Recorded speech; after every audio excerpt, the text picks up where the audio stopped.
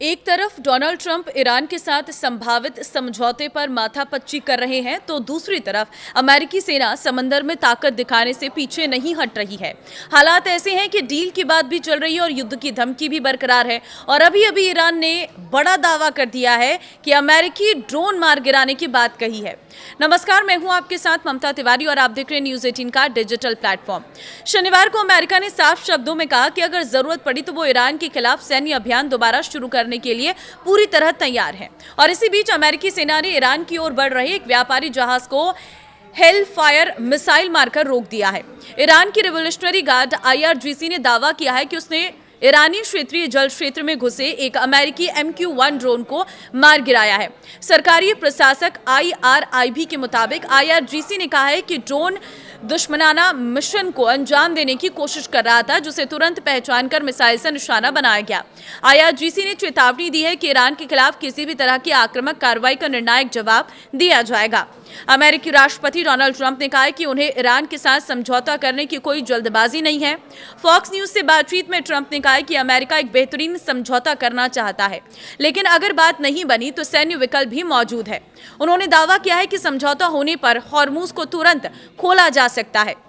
Trump ने ईरानी नेतृत्व को कड़ा वार्ताकार बताते हुए कहा कि अमेरिका धीरे धीरे अपनी शर्तों के मुताबिक आगे बढ़ रहा है और अगर मनचाहा नतीजा नहीं मिला तो मामला दूसरे तरीके से निपटाया जाएगा।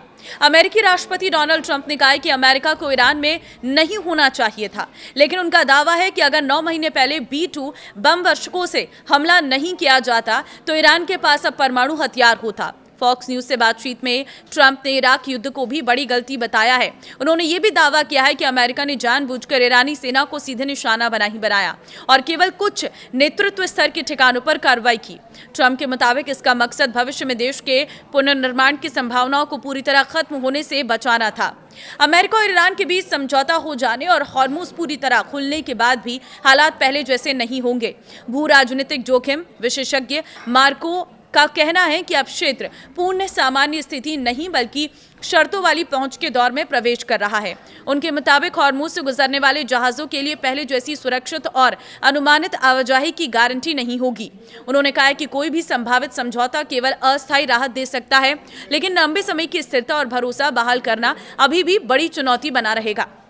अमेरिका और ईरान के बीच 60 दिन के लंबे संघर्ष विराम बढ़ाने और आगे बातचीत शुरू करने को लेकर एक मसौदा समझौता तैयार होने की खबरें हैं। अमेरिकी अधिकारियों के अनुसार ये ड्राफ्ट ट्रंप की मंजूरी का इंतजार कर रहा है। शुक्रवार को ट्रंप ने व्हाइट हाउस के सिचुएशन रूम में अपनी राष्ट्रीय सुरक्षा टीम के साथ एक बैठक की थी, लेकिन करीब 2 घंटे चली बैठक के बाद भी कोई अंतिम फैसला नहीं हो सका। ट्रंप बार बार कह चुके हैं कि किसी भी समझौते के लिए 3 शर्तें जरूरी हैं। पहला, ईरान कभी परमाणु हथियार नहीं बनाएगा। दूसरा, हॉर्मुज पूरी तरह खुलेगा। तीसरा, समुद्री मार्गों में बिछाई गई बारूदी सुरंगें हटाई जाएंगी। ईरान भी पीछे हटने को तैयार नहीं है। जहां वॉशिंगटन समझौते की संभावना की बात कर रहा है, वहीं ईरान लगातार कह रहा है कि अभी कोई अंतिम समझौता नहीं बनी है। और ईरान ने शनिवार को फिर चेतावनी दी कि हॉर्मुज से गुजरने वाले जहाजों पर उसकी निगरानी जारी रहेगी। ईरान की संयुक्त सैन्य कमान ने कहा है कि नियमों का उल्लंघन करने वाले किसी भी सैन्य जहाज को निशाना बनाया जा सकता है। तो आपको क्या लग रहा है, युद्ध कैसे खत्म हो सकता है, क्या समाधान है? मुझे कमेंट में जरूर बताना। इस वीडियो को जितना हो सके शेयर कर देना। नमस्कार।